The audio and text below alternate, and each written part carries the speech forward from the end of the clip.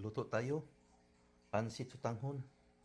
At lagyan natin ng patula kasi maraming patula. At ito yung mga seasoning natin, oh. Tara, umpisahan na natin.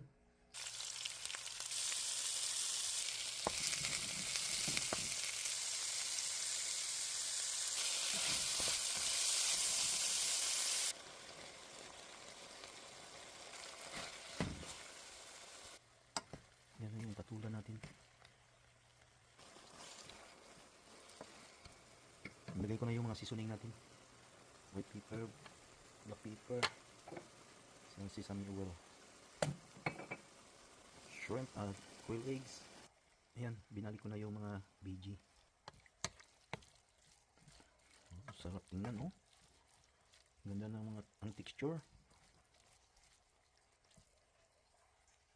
Daming sahog.